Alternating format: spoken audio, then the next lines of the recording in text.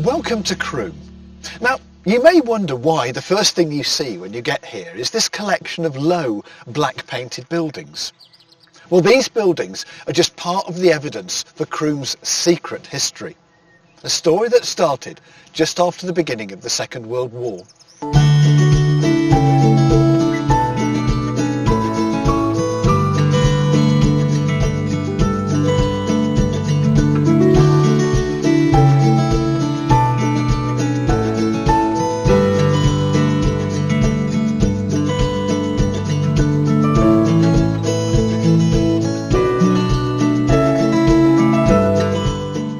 For centuries, Croom Court had been the home of the Earls of Coventry, but in May 1940 the 10th Earl was killed in action and his family left, never to return as permanent residents. In the autumn of that year, 1940, Croom Court was needed for the war effort, so the house and a large part of the park were taken over by the government. Croom Court is a magnificent house set in rolling parkland. In the 18th century, the 6th Earl of Coventry had his grounds redesigned by a young gardener, Lancelot Brown, later to gain fame as Capability Brown. It is this landscape, with vistas, trees, walkways and some rather elaborate garden buildings, that's now being restored.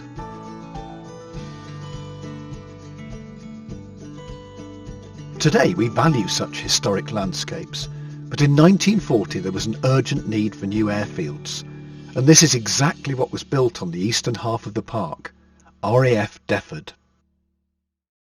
After a year of construction in which the park was torn up, the airfield, with its runways and hangars camouflaged by large trees, was finished. At first, it was used by Wellington bombers based at nearby RAF Pershore, where bomber command crews were trained. But in 1942, the Wellingtons returned to Pershore, as Defford was needed for a far more important and secret task, the testing of radar. In 1940, ground radar had played a vital role in the Battle of Britain, giving Fighter Command early warning of incoming German bombers. Now, Defford became the home of the Telecommunications Flying Unit, developing airborne radar to help RAF night fighters to intercept enemy aircraft, and devise better ways of guiding RAF bombers to their targets. The limitation in range of oboe, GH and G, imposed by their dependence on ground stations, restricted the navigational and blind bombing cover of long-range bombers to Western Germany, from which war industries were already withdrawing. Whilst from considerations of fuel supply, the bombers were capable of far greater cover.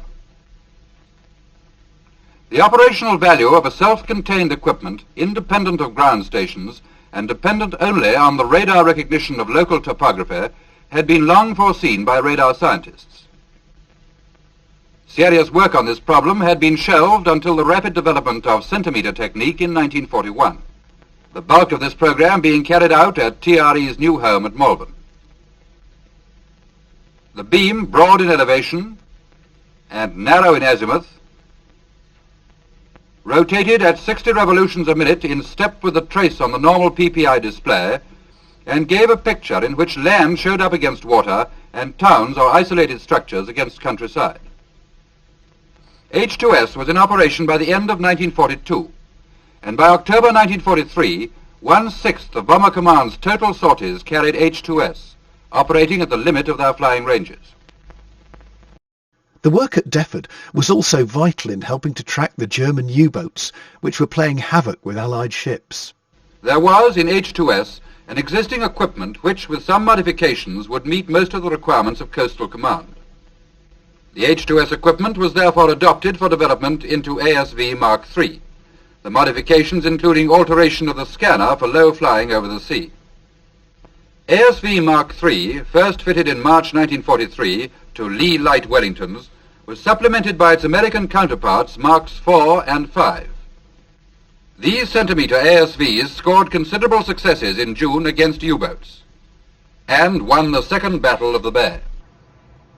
Here, scientists also tested this, known as window, thin strips of aluminium foil that confused enemy radar.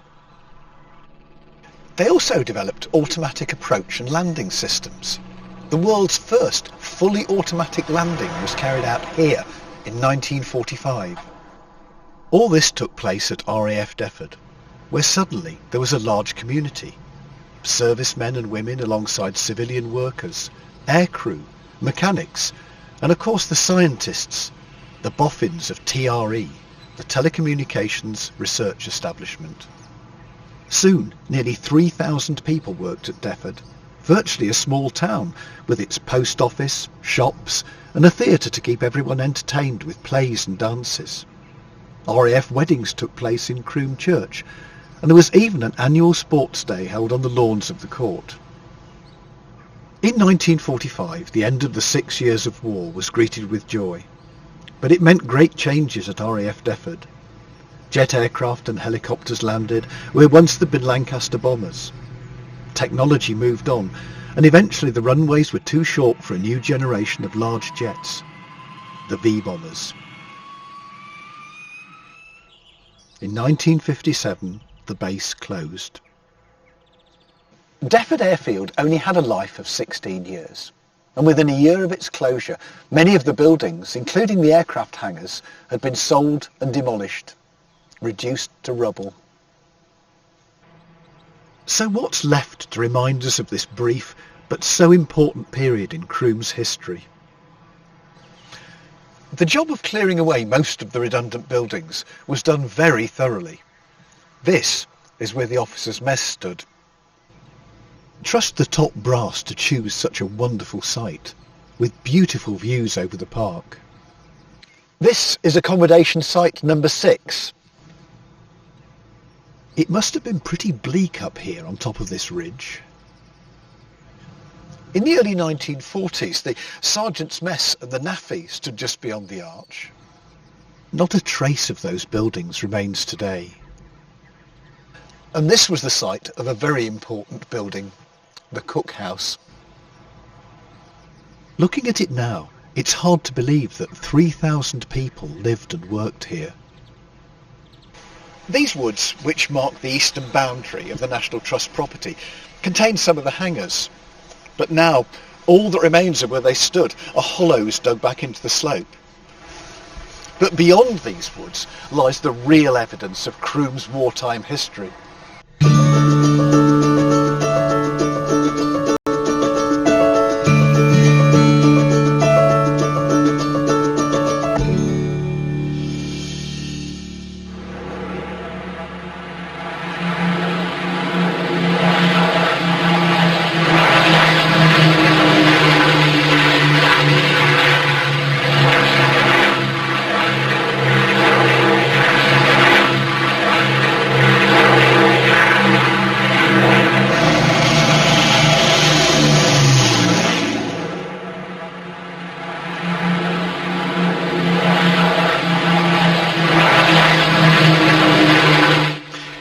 This is where Wellingtons, Mosquitoes, Lancasters and Spitfires took off and landed throughout the war.